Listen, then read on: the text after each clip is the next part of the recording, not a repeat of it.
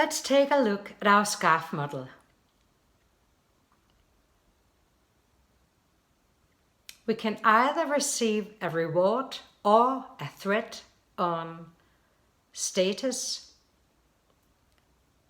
certainty, autonomy, relatedness, or unfairness.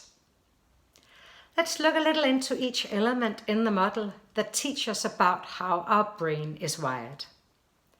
First, status. In this case, what often can happen is that our status is threatened.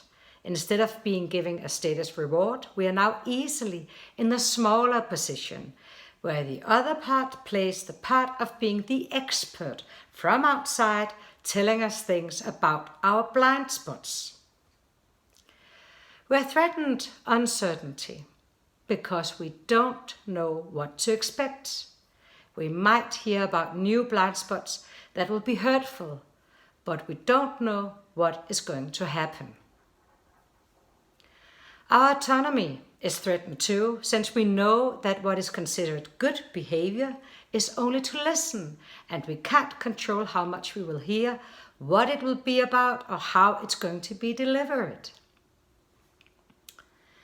Even though we can say no thank you to get feedback, it would almost be embarrassing to do so, at least if it's coming from an employee.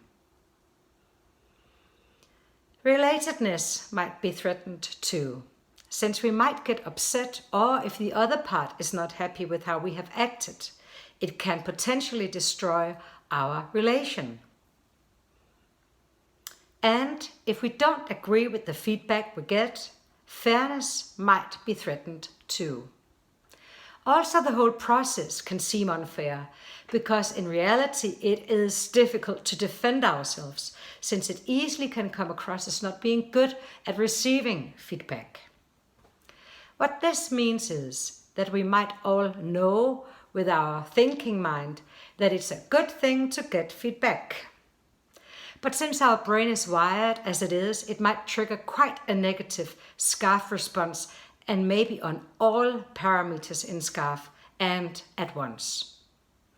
This can explain why 40 years of telling leaders to give employees more and better feedback has failed, because you might have sensed, and maybe unconsciously, that it's not easy and comfortable for the other part to receive your feedback.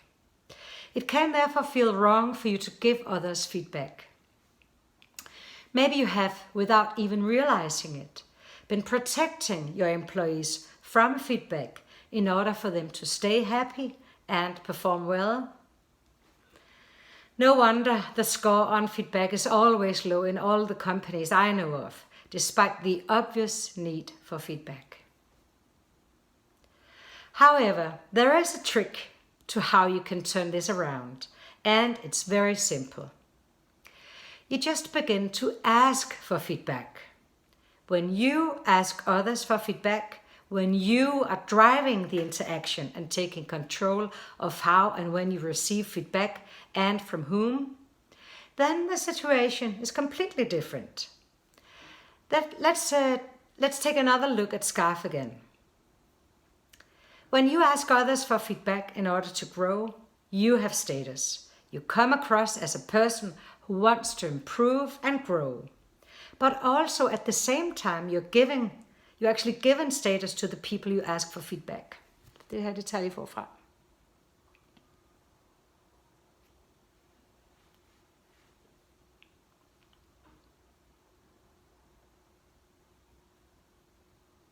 Let's look at scarf again.